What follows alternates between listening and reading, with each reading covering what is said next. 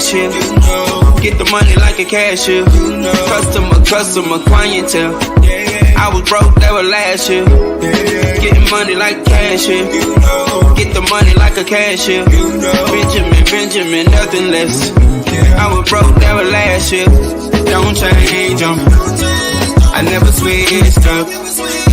Been down since day one. Steady social. People change them. Hey, what's going on, everybody? Welcome to another episode of Dope Black Thoughts Live. I'm your boy, Kevin Cox, one of the co-founders of DBT Network. So, look, this has been an episode that we were really excited about having. We're going to be talking about the legacy and, the memory of Prince, the artist formerly known as Prince. If you think back, I think it was in the mid-90s, he actually changed his name to a symbol. And, now we call him the artist formerly known as Prince. And I absolutely love that. And that's one of the beautiful things about Prince that kind of changed everything, was breaking down so many boundaries. And that's why it has to be a major topic for DBT, is that this is a Black man that broke down so many walls and barricades and just wasn't unafraid, completely unapologetic of being himself since day one. So I want to cover a lot of interesting subjects about him and talk about how he's still influencing the Black community and the world writ large, because Prince is that dude. So I really want to get started with a screen share. I don't know, look, guys, sometimes my Wi-Fi acts up. So if it is, I apologize in advance, but there's no real way I'm going to know. I want you guys to go ahead and comment on YouTube, Facebook, and on Twitter. Go ahead and comment. I can see your comments live, and I will respond as much as possible. So let me know if you can't hear, if you can't see, or anything going on like that. And we're going to go ahead and start covering some of this stuff. So let me look up right here. I just want to basically just go to his. I want to go to his Wikipedia real quick, and just kind of cover some of the basic stuff, because Prince is actually considerably older than I would have even thought. I think Prince now would be 63, 64 years old.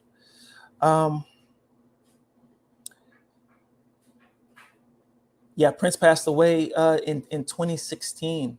It looks like he knew what was coming down the pike at the end of 2016. If you see on the right, that's the symbol that Prince changed his name to, which actually had a name. Who knew? It's called Love Symbol Number 2. That's the type of stuff that nobody does. Like, who makes their own shape and gives it a name? One thing that a lot of other people don't know as well is that he got his own color. Actually, it was a purple color that was given to him by Pantone, which is a worldwide color authority. Didn't know there were color authorities out there. It took Prince for me to learn anything about that. But look, Prince was born in Minneapolis, Minnesota in 1958. Now, I don't want to call out my mom's age, but she was born just a little bit before that. So Prince is not young. And to think about how many boundaries he was breaking as a Black man, that's absolutely amazing. Let me switch back over here. I'm going to check and see these comments real quick. See, sounds good to go. All right, perfect. So, look, I'm really excited about covering some of this stuff. And I want you guys to make sure you comment and share. Please go to your Facebook account and share this episode. All right. Prince's name, and I don't think it's up on this right here. I'm gonna pull up a different page, but Prince's name was actually given to him as an homage to his father's band that he played in. His first name was actually Prince. That's already crazy, right? But we've had a Prince on our show, actually Prince Dykes, the financial investor from the Investor Show. Shout out to him. But Prince is a really cool name. I like that. My newborn son's name is Revere, so already unique, and that's already coming from just straight up, just creativity running through the blood. So Prince was already destined to have a lot of stuff going on, and his dad's band name was the Prince Rogers Trio. So giving that name already, that's already just musical from the get-go. So I'm going to keep on pulling up some of these things I already have pulled up. Let's get something else popping here. Now, these are going to be some of the little known facts about Prince. Um, this was my favorite one: 50 lesser known facts about Prince. And look, I already had it on this picture to begin with, because we're talking about style. We're talking about edge, breaking boundaries and being inventive and new and different. Just this picture right here says it all for you. Um, I don't know, look, I never heard Prince talk about this on an interview, but I had kind of a similar idea for a tattoo, like of just chains going all around my body, like a full body tattoo, but not completely covering, just a chain going all over, and then have it broken, like somewhere down my leg where you can see that it's broken. But I like the idea that this is like a policeman's hat, and we know police is authority, and then you have chains over his face, and he's performing his own art through it, with all kinds of chains around his neck as well. So I would have loved to have heard his breakdown of the inspiration behind this attire that he had. But look, this article is from 2018, and he would have been 60 years old. So I think he's about 64 today if he was alive. First of all, Prince played guitar on Madonna's album, on Like a Prayer. Come on now. They actually covered a bunch of stuff that he did. It turns out he actually did a lot of stuff for Madonna, but they cut a lot of it out. Prince, hey, look, he might just take over now. We all saw the the episode of Dave Chappelle when he played basketball with Prince. So he might have I'm pretty much sure he has one of those personalities, or had one of those personalities that can be kind of all encompassing and kind of take over the room when he's in the room, kind of sucks the air out of the room type of stuff. On here, they actually covered, they were talking about the original version of Purple Rain was 11 minutes long. They had to take out a verse and a chorus. I don't remember what the final length was for Purple Rain, but that's crazy. That's a whole lot of song. I'm not really of that age to have really jammed Purple Rain like that, but there was a long song. He wrote long songs. Let me get back on there. Lord, I almost lost it. And that's some of the verse right there. It goes Prince with the fro. I never saw Prince with the afro, so that's already interesting. Now check this fact out. Now, I was talking about breaking boundaries. I was talking about being inventive and having a whole lot of personality and shining on people. But talk about being prolific. Wrote more songs than the Beatles, over 600 tracks. That's a lot of music. We talk about creativity. We talk about being productive. I remember we had this huge debate amongst the DBT crew one day after a show. I think we went to dinner and we were talking about who is the best rapper. I believe Marcus said Nas. I think I may have went Biggie, but I was really just kind of like top five, because it's kind of hard to say. Other names were spoken, but someone mentioned Jay-Z's name, and then we start to question, are we talking about being the most productive? Are we talking about making the most money? Are we talking about having the best lyrics, or creating the best music? Because you're going to say creating the best lyrics, maybe you'll go more the Nas route or the Andre 3 Stacks route. Yeah, I think Marcus also brought up the Andre 3000. But if we talk about making the most music, you have to go Jay-Z. I'm not the biggest Jay-Z fan, but I can't really be mad at him for being such a businessman. If you talk about lyrics that sound good to me, maybe you lean more Biggie, but then again, I don't know, Nas right there. So, I like to sort of lean top five, but still prolific. Prince cannot be sneezed at. Over 600 tracks written, more than the Beatles. So all these Beatles fanatics, and look, can I be honest, never was a big fan of the Beatles. I heard one or two songs that were cool, and the rest I was just kind of, it sounds like just basic generic, just kind of pop, especially when you consider the background behind how the Beatles really got their start, and as many Black influences and as much Black music that heavily influenced their music. And then think about the Black artists that were being featured concurrently, and the amount of red tape and basically redlining that they received. You know, your Rolling Stones and Beatles would be nowhere if it weren't for concurrently performing black artists. So, you know, Prince did more than that. I got to tip my hat to him.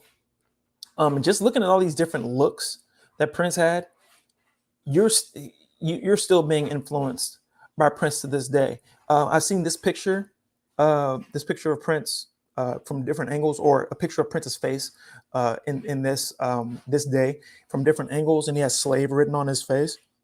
Not sure exactly what was going on with that, but also, man, check out that guitar. It's the shape of the love symbol number 2. Iconic. Now, I was mentioning I'm not of that age to really have jammed Purple Rain like that. I was jamming to Diamonds and Pearls when I was a kid, which turns out was his 13th album. So, yeah, dude was productive. He's out there doing his thing. I'm gonna hop off of this page real quick because I want to show something else. Dude, Prince did so much work for other artists. By the way, I want to mention, if you're, one of our Caucasian viewers, you will maybe have listened to more. Oh my God, now I'm losing the name. Fleetwood Mac. You listen to more Fleetwood Mac. Well, Prince actually wanted Stevie Nicks from Fleetwood Mac to sing Purple Rain and sent it to her. And it's on one of these websites that I pulled up here. He was actually going to have her sing that, and she actually sent it back and said that song was a little bit too big for her. Now that's reportedly, but I've actually heard artists say something like that, like, look, I see what you're doing here, and this is big. And sometimes as an artist, you have to be able to wrap your head around what's trying to be done, what's trying to be created.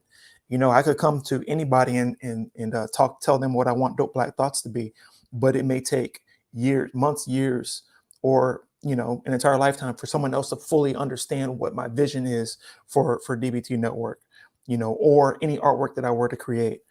As a creative person, I kind of can feel that and respect that. Let's pull up something else, because I've seen so much stuff as I was doing research for this show. Good Lord. I'm like, my mind is kind of blown now. Look, we plan on these episodes, and we do a little bit of homework, but it's usually a little easier to just like, look, I'm just going to roll with this, and we kind of just go on conversation. Before I go into this other screen share, let's just talk about the elephant in the room, Purple Rain. Prince pulled off being number 1 in 3 different arenas at the time that Purple Rain came out. So Purple Rain the musical was number 1. Purple Rain the album, number 1. And oh my goodness gracious, I believe it was When Doves Cry from Purple Rain was also number 1. So to have that much number 1 hit power going on. Matter of fact, I think I need to go back to this one. I want to go back because I think there was something on here. Let's see. Prince and Amy Winehouse almost collaborated. I can see that. I can see Prince and Amy Winehouse.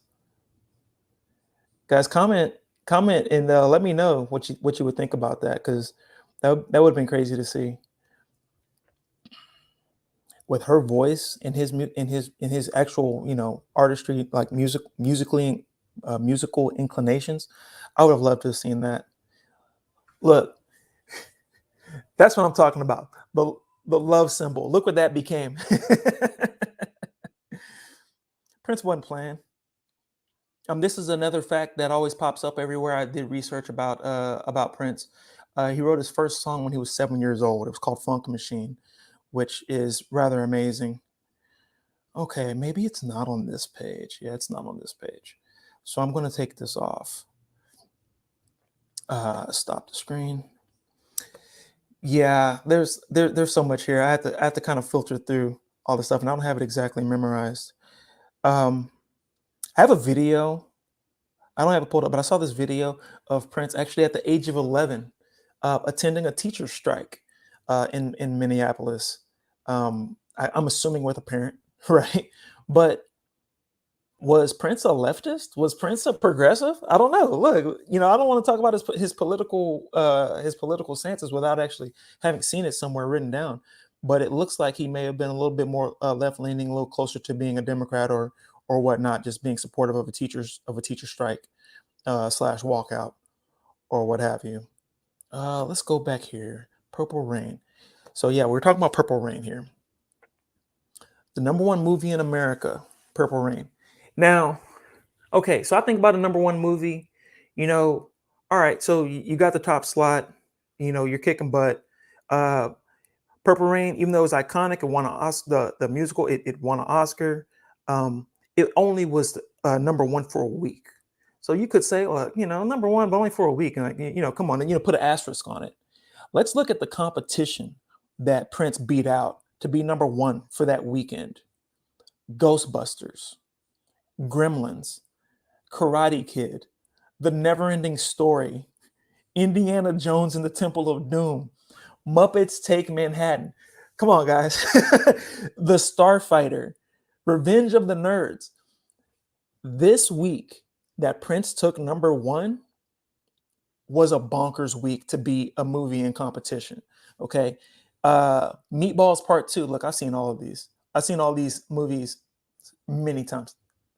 Let's see. Still opting for the periodic re-releases rather than dealing with the nascent home video market. Dropped the Jungle Book, which landed third.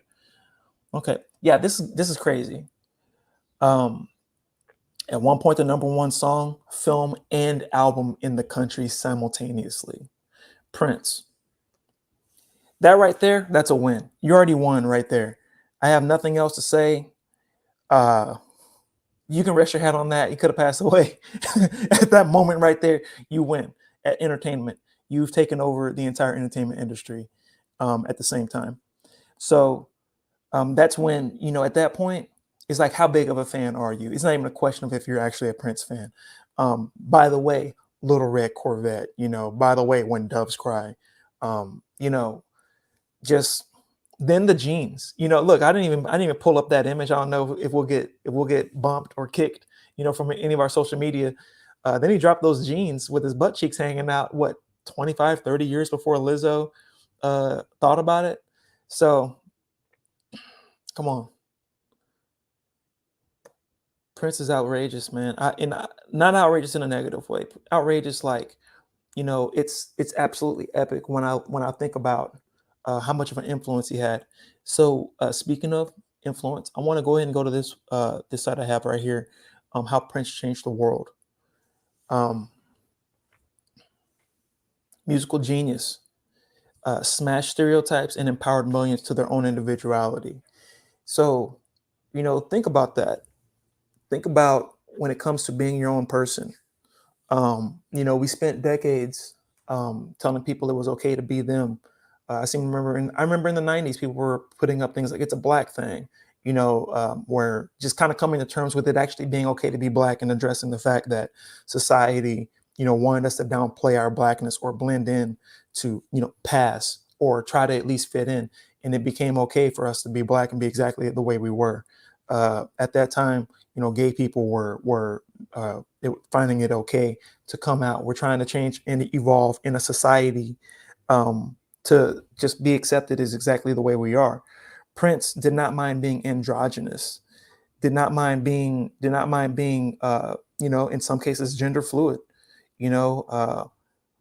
just doing this thing. And I honestly, there was a lot of androgyny back in the 80s and 90s, but Prince was on the black side of it, dealt with bigotry, dealt with racism, obviously, but man, look, Prince is an icon. As I said here, bigots, the unadventurous, they can't stand individuals. They want everything easily categorized, preferably as white, male, middle class, hetero, conservative. But as much of the gatherings at Trump rallies would suggest otherwise, and look, I didn't pick this because of any political leanings. I actually hadn't read this little sentence here, but it caught my eye. As the gatherings at Trump rallies would suggest otherwise, that kind of closed mindset is rapidly dwindling. Generation X, who grew up with Prince, overwhelmingly don't simply tolerate, but celebrate diversity and do your own thing individualism. So, and it goes to talk talk about millennials. But look, I'm more focused on the inclusivity that is being pushed into the 80s and 90s um, by Prince.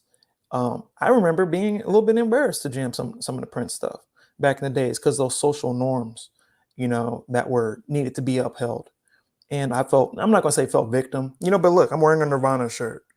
Back in those days, I actually was embarrassed to say that I listened to Nirvana. I grew up on Nirvana, Nevermind, that iconic soundtrack that basically everyone knows as well, just like Purple Rain, um, just like When Doves Cry. If it wasn't so big and prolific, and I listened to it still, I probably wouldn't have admitted it until probably after the 2000s. But due to people like Prince, I was willing to admit. It's crazy to say I was willing to admit that I listened to Nirvana. Like, that was the world, man. That was the world. We've come a long way, but we got a long way to go. Who's the next Prince? That's the question I really want to ask people. Who's the new Prince? And don't say Lil Nas X. That's a little bit too on the nose. Hit me with somebody that you really think is the new Prince, and we can discuss. So let's go. Let me see what else we got here. I'm gonna stop that one. And look, guys, any ideas for another topic of conversation? I'm welcome to it. But I'm just gonna keep on going down this Prince road right now because that's basically what I have ready to go. How Prince changed the world, 50 lesser known facts. Family, parenting, and lifestyle. Look, I'm gonna go to this search because I seem to have lost one of them.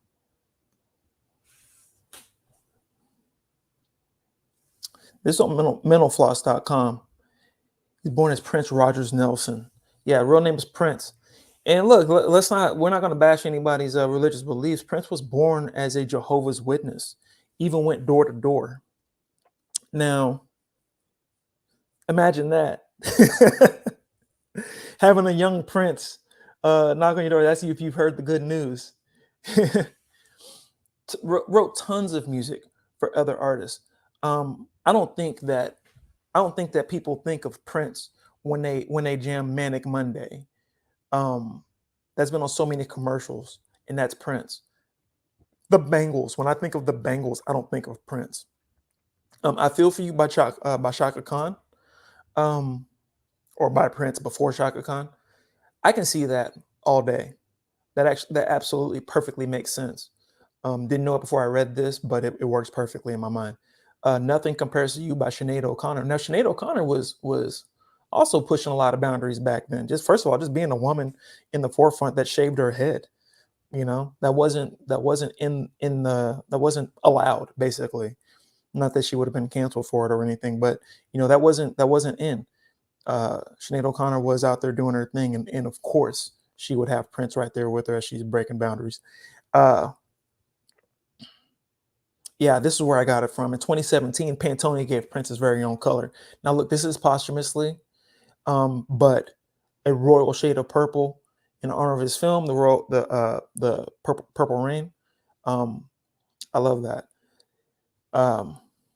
Yeah, his half sister did sue him for claiming that she wrote the lyrics to "You Got the Look." I actually don't even know that song, and I meant to look it up, but I don't know that song.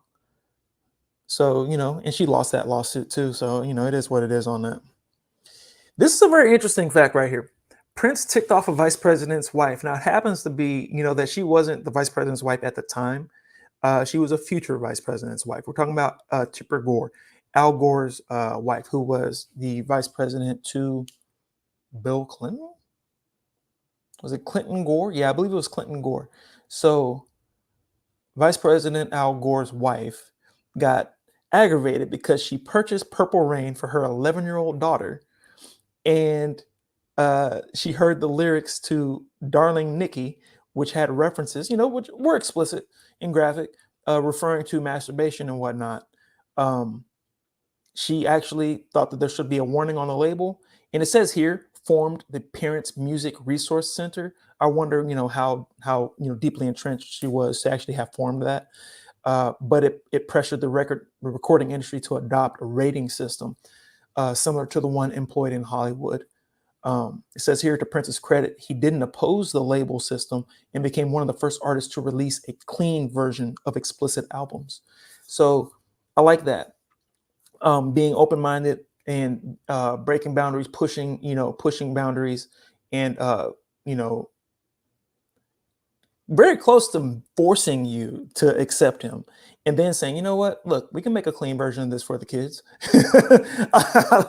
Like that's like me. I'll say, look, in my private life, not on camera, I will say some super edgy stuff, and then I will give you the straight up counterpoint to everything I'm saying. Like, hey, look, well, here's the exact opposite of what I'm saying, and why someone could argue the opposite. I'm like that as well. I'm not saying I'm like Prince, but just saying. Took a promotional tip from Willy Wonka. Now, peep this out. 2006, Universal hid 14 purple tickets, 7 in the US and 7 internationally, inside of his album 3121. The fans who found a purple ticket were invited to attend a private performance at Prince's Los Angeles home. Now, that's super dope. I don't know if anybody's doing this, but I think artists need to be taking a page out of this book right here. Say you're biting off Willy Wonka, say you're biting off of Prince, but I think this is something that should come back. I think they should do this, and maybe just say, hey, look, we'll include it in your digital download or whatever, or enter your email. There'll be a drawing for 20 people to come to either my personal place or just a private venue for a one-on-one show. I think that would really spur sales, and that would form lifelong bonds, lifelong fans. Simultaneously held the number one spots for film, single, and album. Super dope. And did I say that right earlier? Now, this is in 1984. So this is, I was 3 years old, 2.5, or something like that. When Doves Cry, the album Purple Rain, and the musical. Crazy. They say he screwed up on Saturday Night Live. Now, look, even the best of us screw up. So it is what it is. Biden war is such a effing bore. It went unnoticed at the time, but in the closing segment, Charles Rocket clearly said, I'd like to know who the F did that. This is the only episode of SNL where the F-bomb was dropped twice.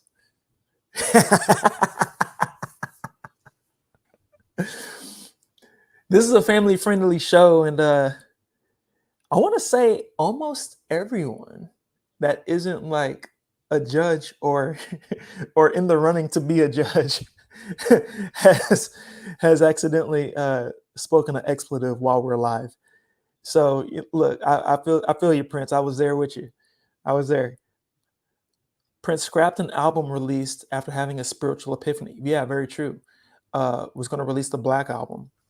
Now, look, I don't like this the actual narrative created behind this. And look, I still believe white supremacy runs long and strong through American society and through media narratives that are created.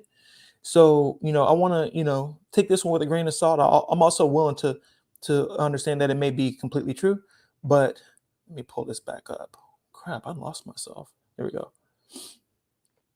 They were saying he scrapped the whole thing, calling it dark and immortal, which we saw a few people have dropped Black albums, and it kind of was that. So that's kind of prophetic. But some reports say that it was actually an early experience with the drug ecstasy, while others suggested the artist just knew it would flop. Look here. First things first, 1987. Maybe. You know what I mean? What rich person wasn't experimenting, especially with that drug back in those days? And there was a lot worse that they were all experimenting with. So, first of all, no judgment. I don't care what anyone does in their private life if they're an adult and they're not hurting anyone else.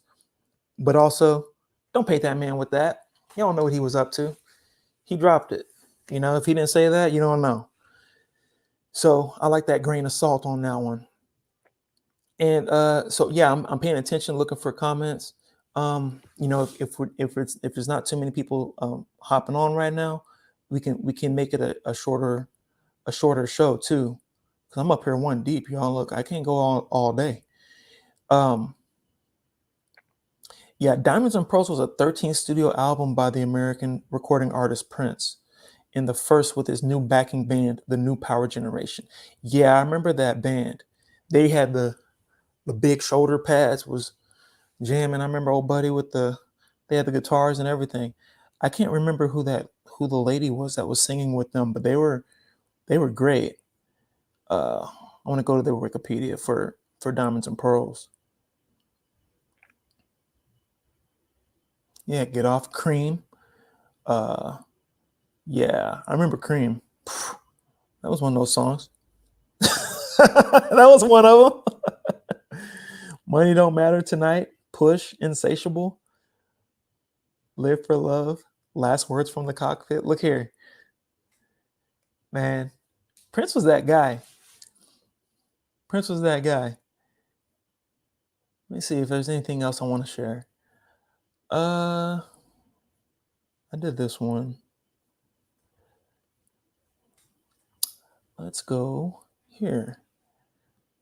All right, and everybody, of course, as I said before, like, share, and subscribe. And thanks for tuning in.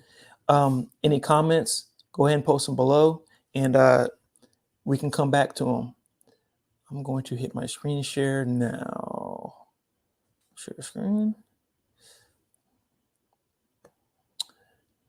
Let's go back here. Littlethings.com.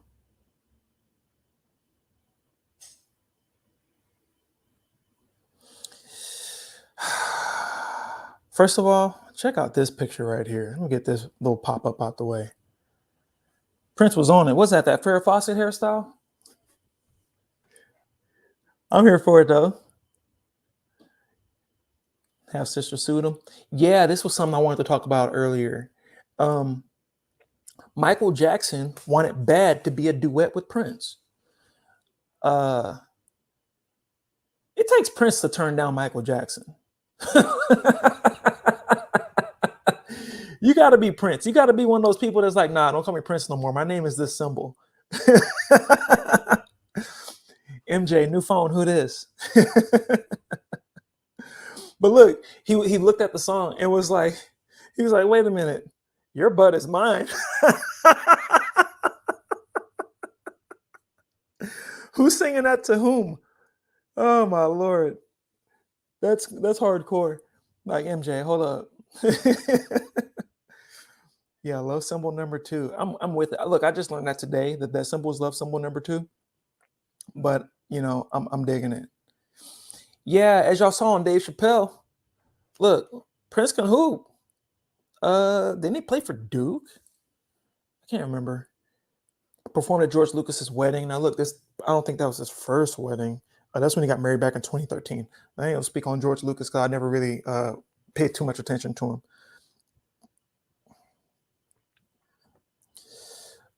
He once only charged $12.50 for a concert ticket. Now that was just £10. This was in Europe, so he only charged him £10 to get through the door. And played 34 songs. That's love. As a music fan, hold on. Let me get these cookies up off this screen, dude. I don't just accept all. That's not what I do. I don't need people selling all my information. So, and stayed true to his hometown. Recorded most of his hits in Minneapolis at the Flying Cloud Drive warehouse in the town of Eden Prairie. Well, the Minneapolis area, I guess. I don't know the area like that. But what I was going to say was only charging $10 to get in the door and then playing 34 whole songs. That's love for the fans. That's you're in this for the love of the music, and let that be a lesson. Let me just go back to this little tidbit here. Let that be not just a lesson, but kind of a point. Just period. Young people, just people out there, just trying to get to their destination in life, wanting to do what they love. You see me on here, doing a live show, doing Dope Black Thoughts. I am currently recording episodes already for a solo show called Left Black, and I've actually recorded 4 episodes, and I hated them. You know how it is when you just hate how you look and how you sound and what you say, and you're like, oh, everything just sounds so dumb and blah blah blah. You know what I ought to do? I ought to just drop them, because You got to do it for the love of the game, man. If you're a basketball player and you're only playing because you're tall, speaking as someone who's 6'7", everyone said you should play basketball. I did not love basketball like that. So I did not follow basketball. My weight has fluctuated quite a bit. I am probably 285, 290 right now. I've been as heavy as 360 when I was playing football actively as a left tackle and a defensive tackle. I wanted to slim it down a little bit, become a defensive end. But, everyone was looking at me for football. I did not love football. I love art. I love to create. I love to draw. I love to write. I like to create music. I rapped and sang. I'm not the best singer or whatever, but I can write songs. But I love to create. And I did not have love for that stuff. If you don't love it, I'm not going to say don't do it if it can make you money. We shouldn't just chase money, though. Our life goal, at least, in my opinion, I am HO. I don't believe our life goal should be to make as much money as possible. I think our life goal should be to be as happy as possible, change the world in a positive way, leave a legacy behind you, hopefully a legacy of prosperity and a positive mark on this world, leaving this world in a better place than you found it. And,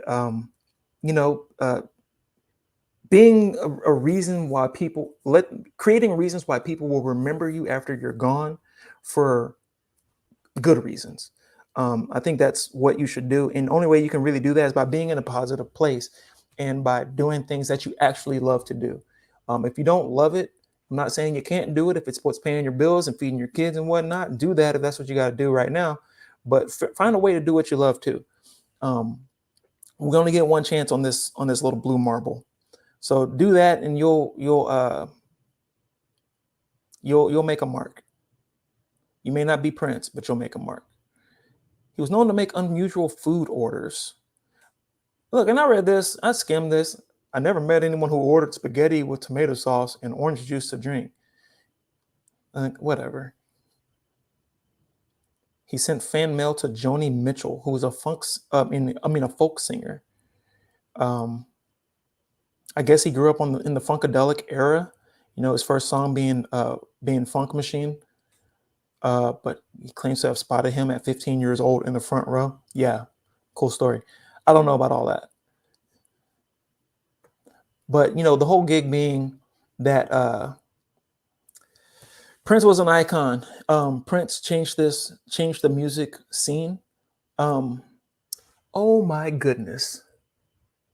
There were some video clips. You know what? I'm going to have to link them. I'm going to have to link them and post them on Facebook. So check out our Facebook and Instagram.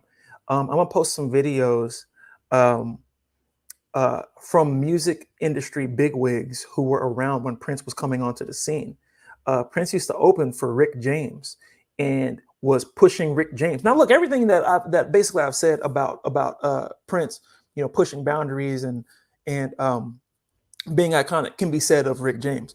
But I don't know if you know about the interpersonal clash those two had, and it wasn't necessarily like people talking smack to each other. It was more of competition, because when Prince came out, he was opening for Rick James, and he will blow the roof off of that place so bad. Rick James will be, I'm not gonna say shaking his boots, but Rick James and his band would actually be like, okay, we got to get it together now because Prince just killed this crowd. And actually the videos are super cool because they're obviously real footage, and then they go over it and they make it turn into like hand-drawn animation.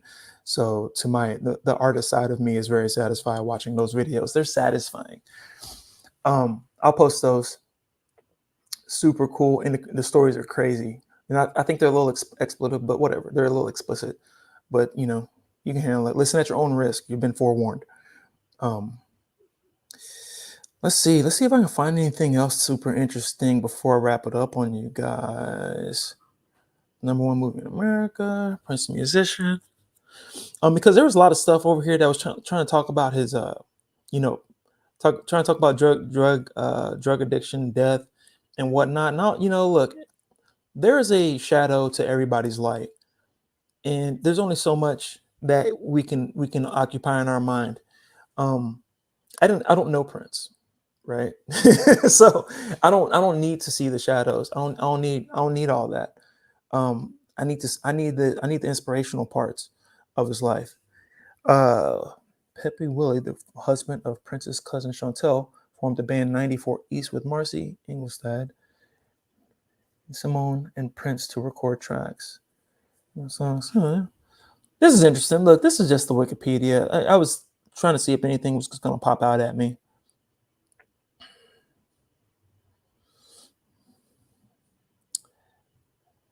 I want to suggest checking out his albums.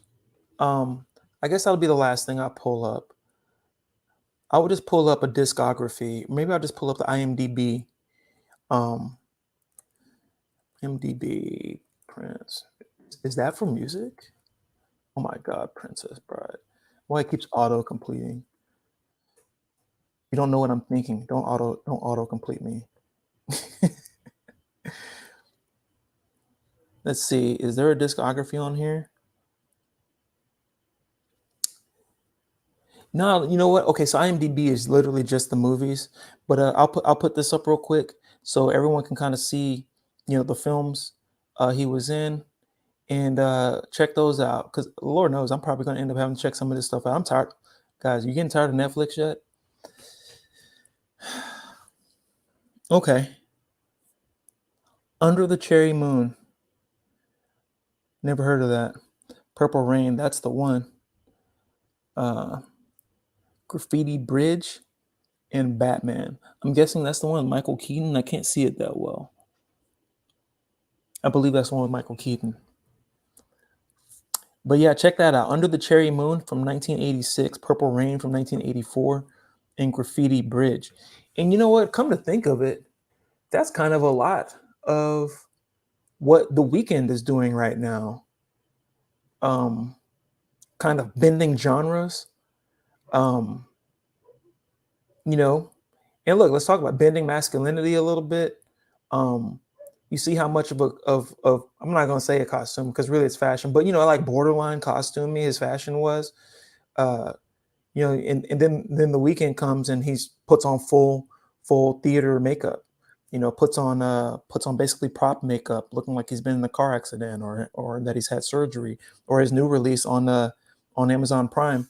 If you haven't seen that, look, check it out. I'm not the biggest Weeknd fan, but I checked it out of curiosity. He's like fully made up as an old man, and he's like in a dystopian future world, and he like goes into like this warehouse. I don't know if he was being chased by someone or he was becoming ill.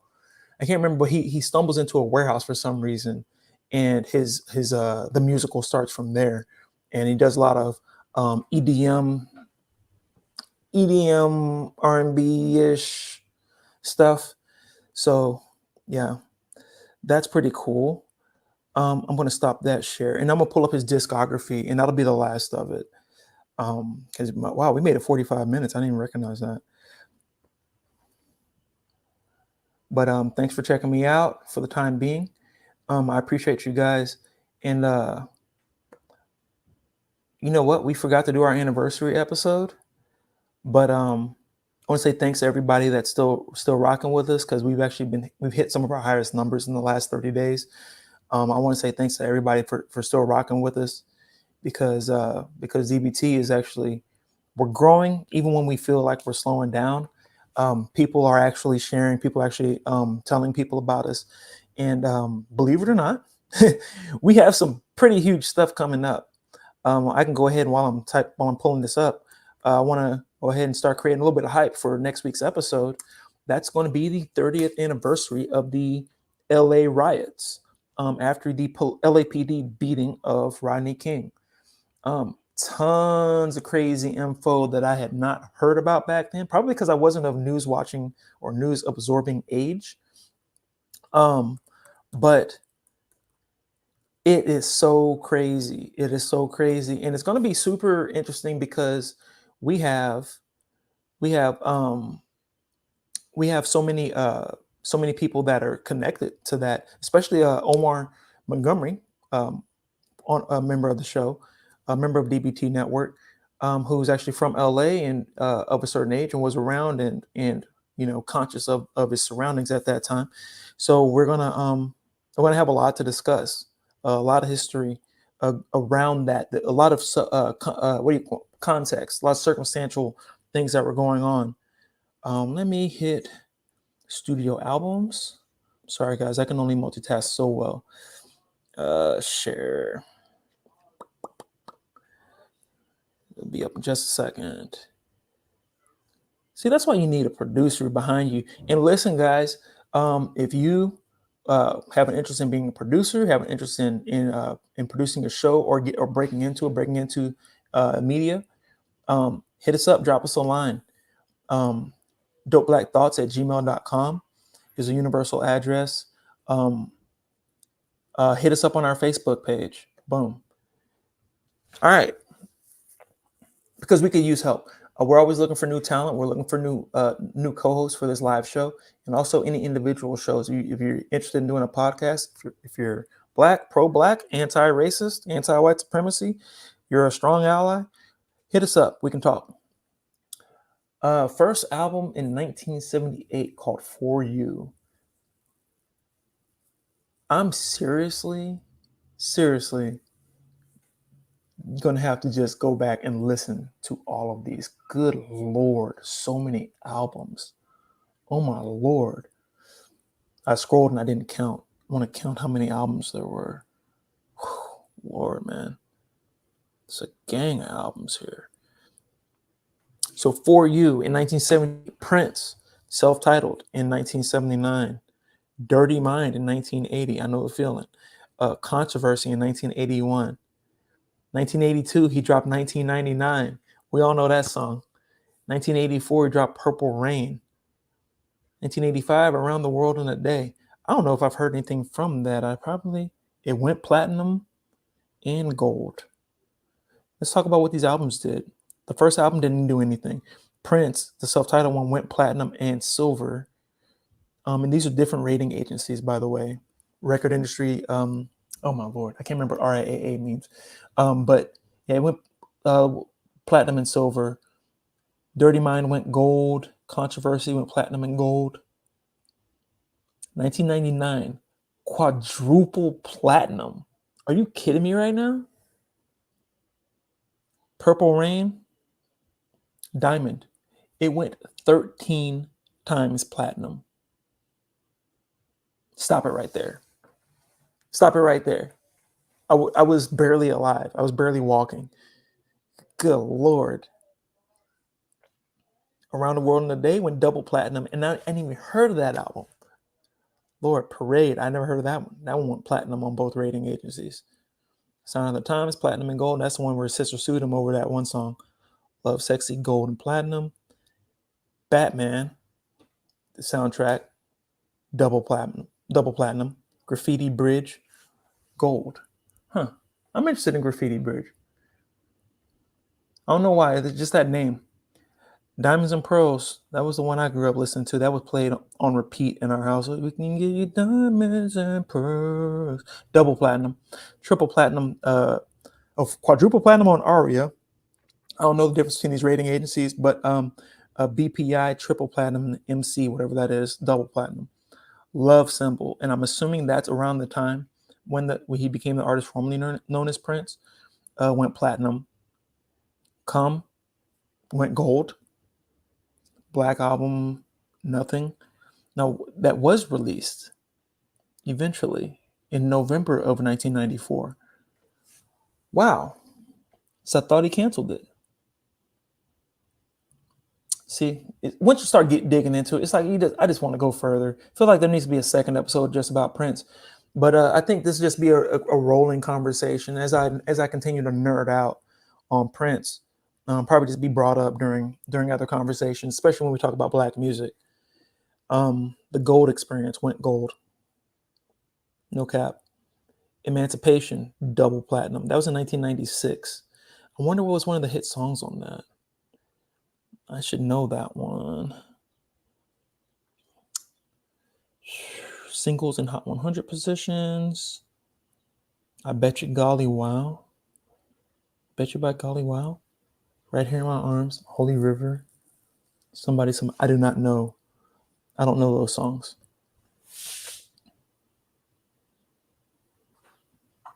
That's interesting, though. Let's go back.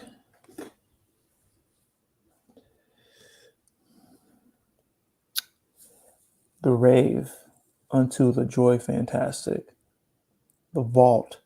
That's in 99. I was a junior in high school. The Rainbow Children. Talk about it. 2001. One Night Alone. Expectations. So there are years. Okay, no. Yeah. In 2003, he dropped 2 albums. What? Nowadays, you can't get these artists to drop an album in 2 years. He's dropping 2 in the same year. Except Weezy in his heyday, dropping like 17 mixtapes in 7 months. 2004, Musicology, Chocolate Invasion, The Slaughterhouse. Well, you ain't lying. You're killing it. Double platinum on Musicology, nothing on the other 2. 3121 drop, went gold. Wow. And he didn't hit those, any of those other titles. Posthumously dropped a few albums. You know how they do. Piano and a Microphone in 2018. That's probably got to be crazy. That says 1983. So, Lord, man. Peak Position was 11 in America. Originals in 2019 and Welcome to America. Is that re-release of or that a sequel to Coming to America? Nah, I don't know what that is. Let me just hit it. Check you out. There you have it, folks. That's Prince's discography right there. I'm gonna stop this share right now. And look, I went 53 minutes. I pulled up maybe 5 or 6 little Google searches of Prince and was able to fall into this rabbit hole. And look, I implore you guys, check out his discography. Look, we want to support Black art, Black music, Black community, and all Black thought, no matter how controversial or edgy it may be. So go back and check out that discography and the filmography as well. I actually never saw the musical of Purple Rain, so that's probably going to be number 1 on my list. I want to see what that actually looked like, especially after seeing The Weeknd. I guess I kind of want to see some of the similarities. But that right there was quite a journey, and I can't think of a doper Black thought than just being as individual as you want to be, being as new and different as you want to be, and making that be the mission of your life. And it obviously was proven true by Prince, even saying, look, I'll do a whole show for 10 buckaroos, come on in and not even short the crowd. Now, look, I haven't seen a concert in a while, but I've never seen any concert where any one band sang 34 songs. So if you do it for $10 a head, you're in it for the love of the game. You're in it for the love of the music. You're in it for the love of the art form. And that's one of the reasons why Prince, outside of the creativity, but the fact that he did exactly what he wanted to do with his life and was as inspirational as all get out. But he did it the way he wanted to, wasn't told who or how to, even turning down MJ on a song request because he wasn't feeling it. That's the type of individuality that I wanted to celebrate with this episode. Anything else you guys can think of that that I may have missed, or any little known fact or a tidbit that you want to hear us chat about, hit us up on Facebook, Instagram, Twitter. Hit us up on TikTok. We're out there.